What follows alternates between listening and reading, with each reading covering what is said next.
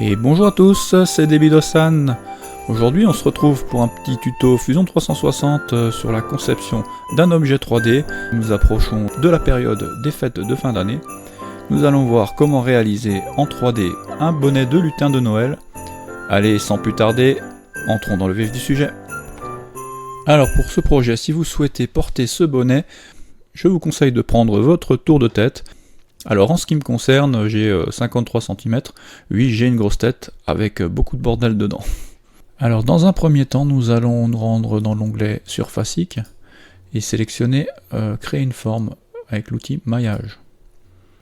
Ensuite, on va sélectionner Créer un tore, on sélectionne un point et on rentre la cote mesurée de votre tour de crâne. On obtient cette forme que l'on va pouvoir modeler selon nos désirs.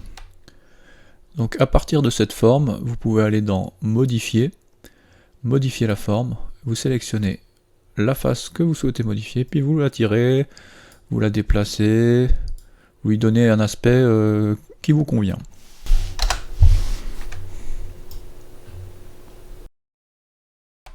Voilà, une fois que le résultat vous convient, vous faites terminer, vous cliquez sur terminer la forme. Ensuite, nous allons créer une autre forme. Et là, on va partir d'une quad ball. On sélectionne le point. On définit le diamètre de notre quad ball. Donc si maintenant on fait 530 mm, on a une quad ball qui va s'incruster à l'intérieur. Si on veut qu'elle dépasse un petit peu, on va aller sur du 540, 550.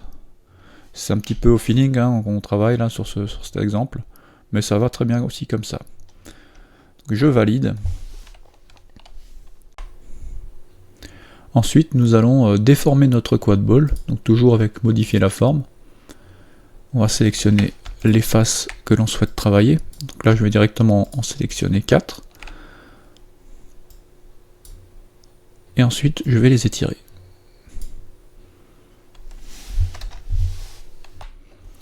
Ensuite, on fait des essais, hein, donc je vais sélectionner deux faces simultanément, là, et puis je vais travailler dessus, je vais les tirer un petit peu, voir un petit peu ce que ça donne. Je valide. Ensuite, je vais subdiviser toutes ces faces. Donc on va dans Modifier, toujours pareil, subdiviser. On valide. Et ensuite, on s'amuse, on continue à s'amuser, on sélectionne des faces et on essaye de les modifier afin d'avoir l'esthétique recherchée. Donc là, je fais un peu n'importe quoi. Alors, je n'arrive pas à sélectionner ma flèche. Voilà, on fait ça.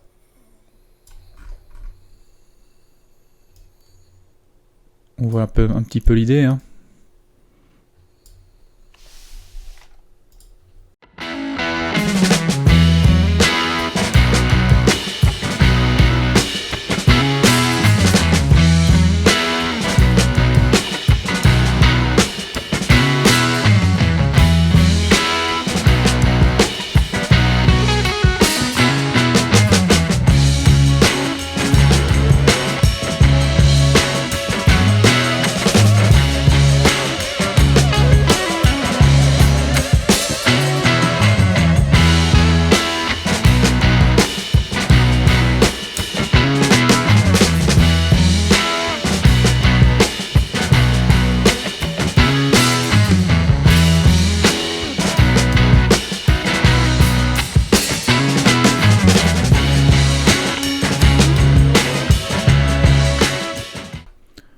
Alors je vais ensuite repositionner ma forme 1 afin qu'elle soit bien placée par rapport à ma forme 2.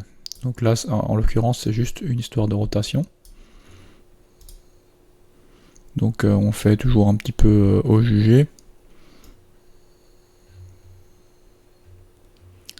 Voilà. Si ça nous convient, on valide. Ensuite, on peut repositionner notre corps 1.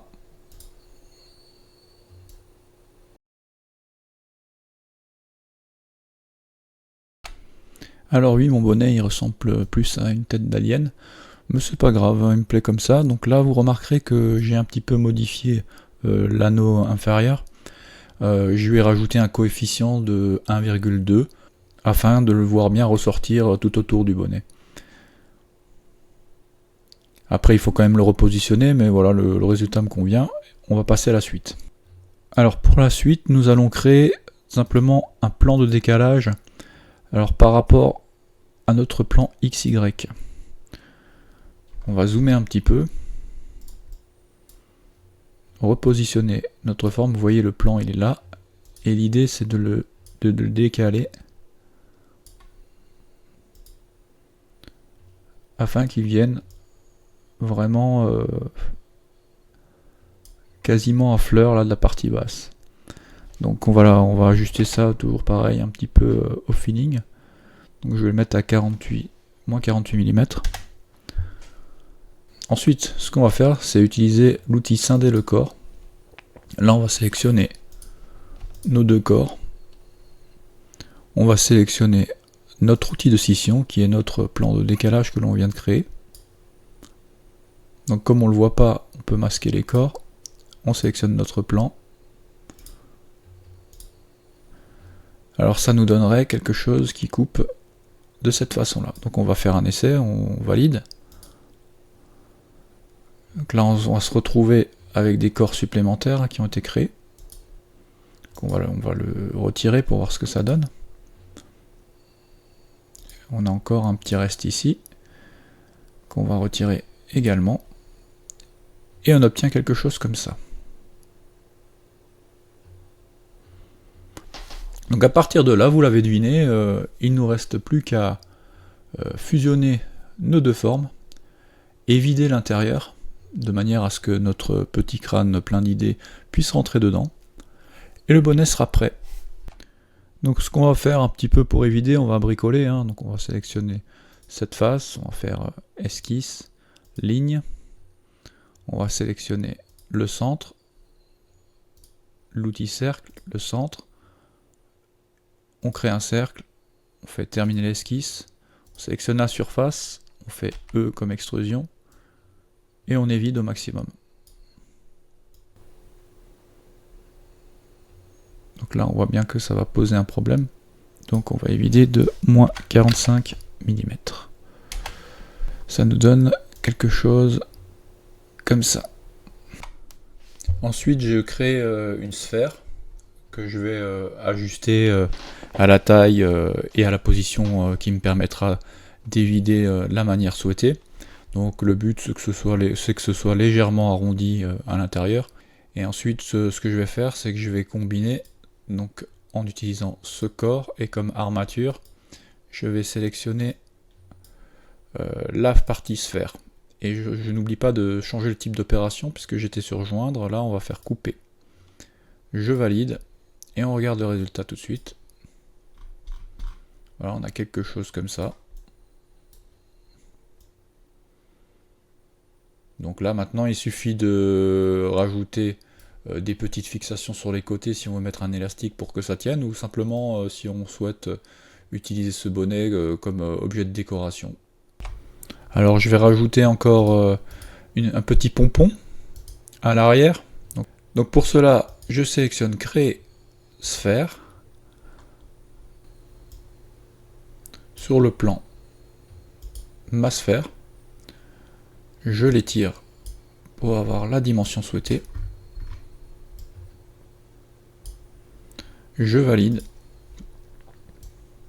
Après on n'a plus qu'à la positionner, toujours pareil. On le fait au feeling, on se met sur le plan. Donc là on est dans ce sens là, on est bon. Ensuite on le déplace ici. Voilà, bon, il est un peu gros mon pompon. On peut toujours ajuster, pas de souci. Vous modifiez l'échelle et le tour est joué. Et voilà le résultat. Donc on a un petit pompon, une partie un petit peu arrondie à l'intérieur. et la forme de notre bonnet. On n'a plus qu'à exporter ça dans le slicer, ou alors si on le souhaite, on peut encore subdiviser la forme afin de l'imprimer de couleurs différentes. La vidéo est maintenant terminée, j'espère qu'elle vous a plu. Pour la prochaine vidéo, nous allons repasser sur l'usinage du bois à l'aide de la CNC. En attendant, je vous souhaite de très belles fêtes de fin d'année à tous. À bientôt!